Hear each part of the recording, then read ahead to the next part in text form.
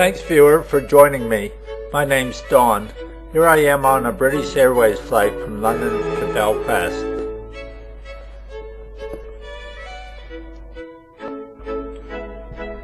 Coming into land, we take a picture of the ferry that commutes between England and Ireland, the Stena line, which docks in the Belfast Harbour next to where the Titanic was planned.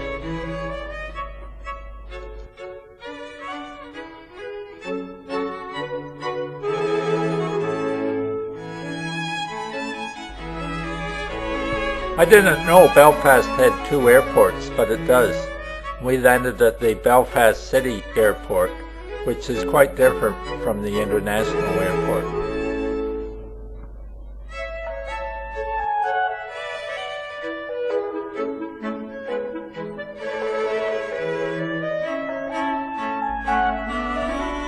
From the airport, we drive into town to the City Hall with its memorial to the Titanic victims and its large statue to Queen Victoria.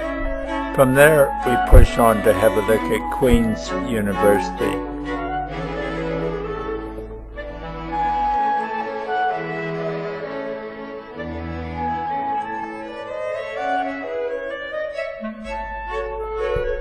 On the way, we pass the Belfast Opera House.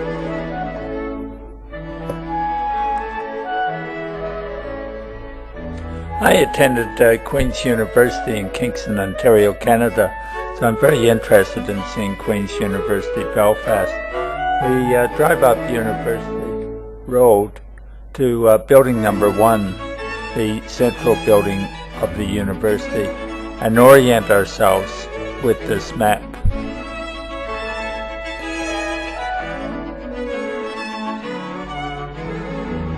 This is the Belfast equivalent of Grant Hall at Queen's University in Kingston, or Winthrop Hall at the University of Western Australia, where I live very close.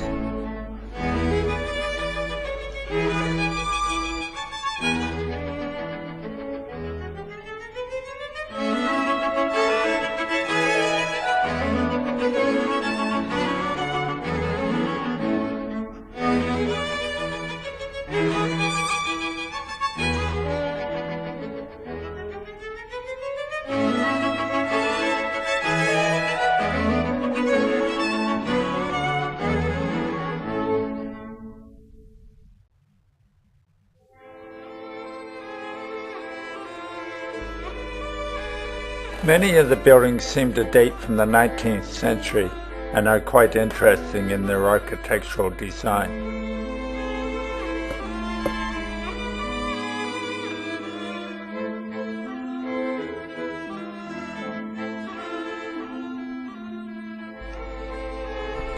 Of course, some buildings are much older than the 19th century.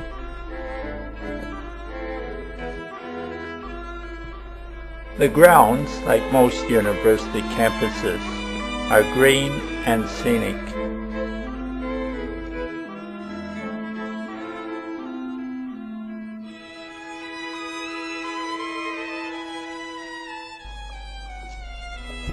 Within walking distance of Queen's University is the Elm Street residence.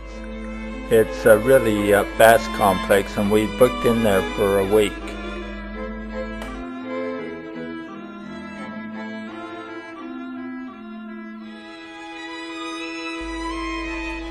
The residence complex is huge. It's filled with buildings, some of them very high rise. We find our beverage block K section and go in. Here's my friend Richard, my traveling companion.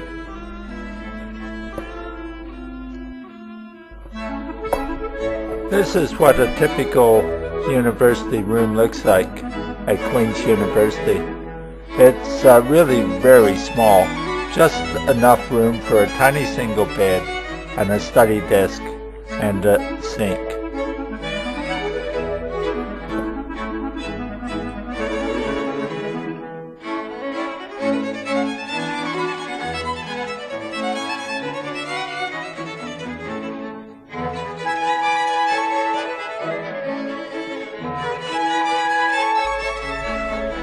That's it, you've seen it. Getting into the room's quite a nightmare. You go through two very sturdy steel doors, both requiring keys. And then of course you need a key for your own room.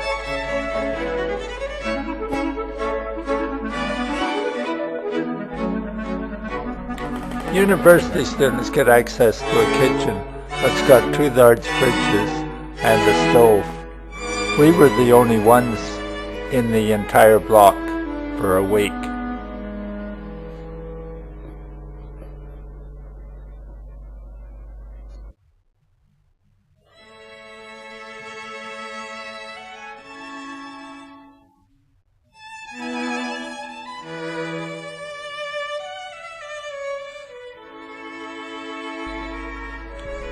Like the rest of the university complex, the buildings are constructed of cement blocks with very narrow corridors. It's quite claustrophobic, I felt.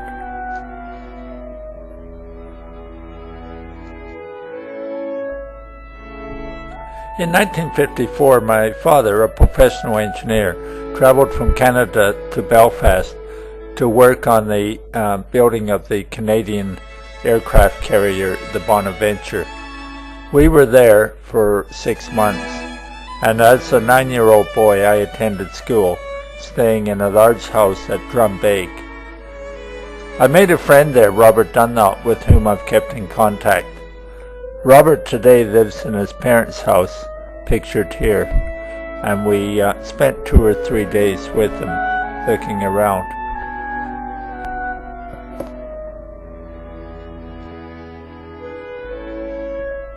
Here's Robert and Daphne Dunlop.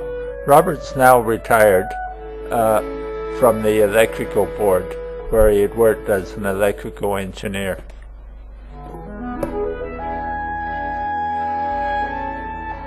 Robert and I both attended the Charlie Memorial's primary school, and we were both in the same class, pictured here, probably the equivalent of grade 4.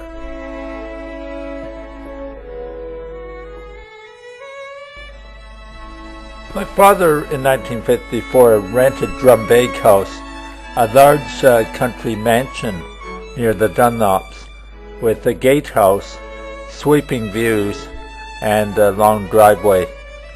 It was filled with huge trees and ravens, fascinating place for a young boy to explore.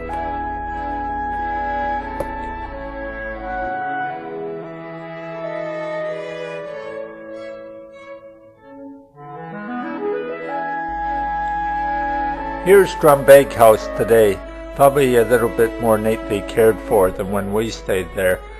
It's now used as a public garden center, and they grow a lot of plants that are sold.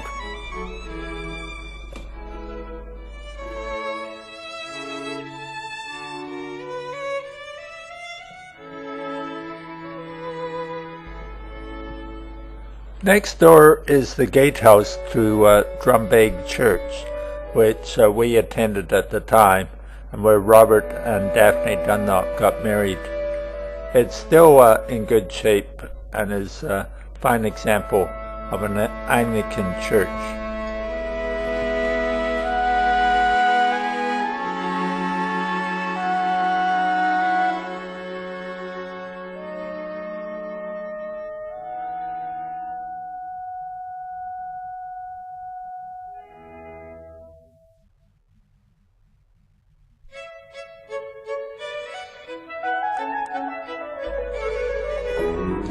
Thanks, viewer, for joining me on this visit to Belfast, particularly Queens University and the Elms Street Residences for Queens University. I hope you enjoyed the visit and wish you a lovely day.